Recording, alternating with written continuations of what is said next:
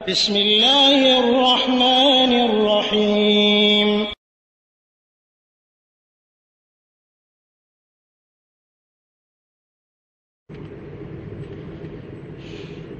আলহামদুলিল্লাহ কাফা ওয়াসসালাম আলা ইবাদিহিল্লাযীনা ইসতাফা আম্মা বাদ।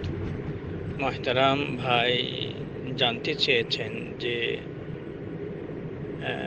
তাদের মসজিদের ইমাম সাহেব বলেছেন যে সুস্থ সবল ব্যক্তি যদি মানুষের কাছে সাহায্য চায় সেই ক্ষেত্রে তাকে সাহায্য না দেওয়া, বরং তাকে কাজের প্রতি উৎসাহ প্রদান করা উচিত।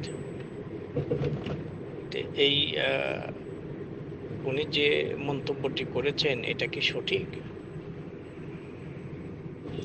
এবং প্রকৃতপক্ষে সোয়ালের হকদার কে, কে হচ্ছে, কাকে মানে সাহায্য দেওয়া যায়?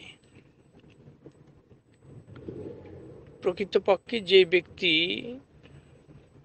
আসলেই অসহায়, অর্থ প্রয়োজন, সে যদি কোনো ব্যক্তির কাছে কিছু সাহায্য চায় তাহলে সাধ্য অনুপাতে তাকে সাহায্য করা, তাকে ফিরিয়ে না দেওয়া।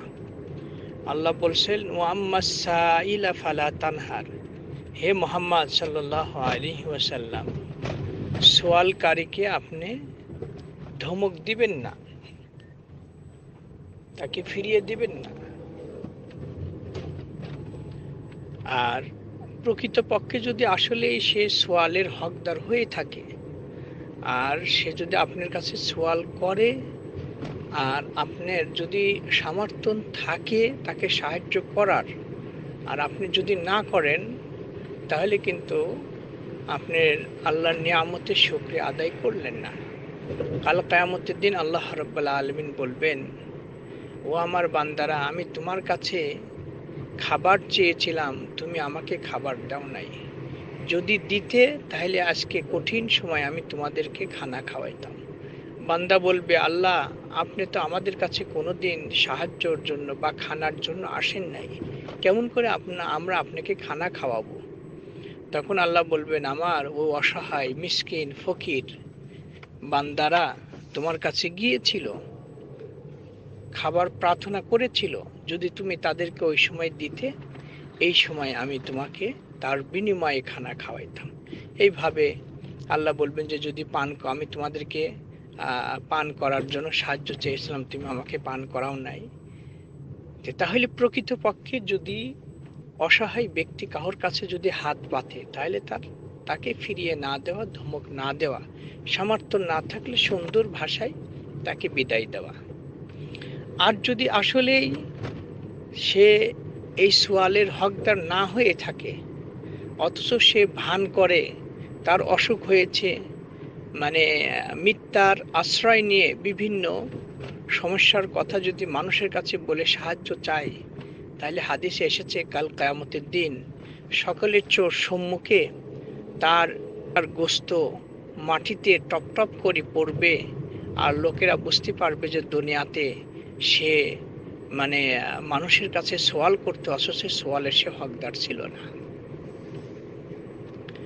ব্যক্তি সুস্থ সবল যদি থাকে তাহলে হইতে পারে সাময়িকভাবে সে অসহায় হয়েছে, তার টাকা পয়সা কেউ ছিনতাই করে নিয়েছে, তা এখন বাসায় যাবে এই ভাড়া পর্যন্ত নেই, একে বলা হয় ইবনুস সাবিল, পথের প্রতীক।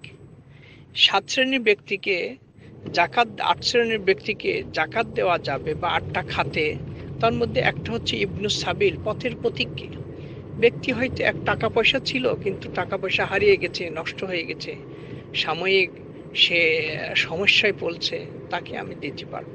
এক কথায় যদি প্রকৃতপক্ষে সে আমার কাছে ভান করুক কিন্তু আমি যদি না জানি সে সমস্যার কথা যদি বলে, তাইলে আমি এইটা আল্লাহর উপরে ছেড়ে দিয়ে আমার সামর্থ্য হলে তাকে সাহায্য করব, না হলে আমি সুন্দর ভাষায় তাকে বিদায় দিব। সাথে সাথে আমি তাকে পরামর্শ দিতে পারি যে আসলে এই পেশা তো ভালো না, এই পেশাটা পরিহার করে আপনি যদি স্বাবলম্বী হতে চান তাহলে আল্লাহর উপর তাওয়াক্কুল করে আপনি কাজ করুন। এইভাবে আমি তাকে উপদেশ প্রদান করতে পারি। তাহলে প্রকৃতপক্ষে কোন ব্যক্তি হকদার সেটা তার মানে কথাতেই বোঝা যাবে। সে মিথ্যা বলুক, আমি তার কথার উপর বেসিস করে সে হকদার কি হকদার না সেটা বিবেচনা করে আমি তাকে সাহায্য মানে করতে পারি অথবা না করা তার কথার উপরে ভিত্তি করে।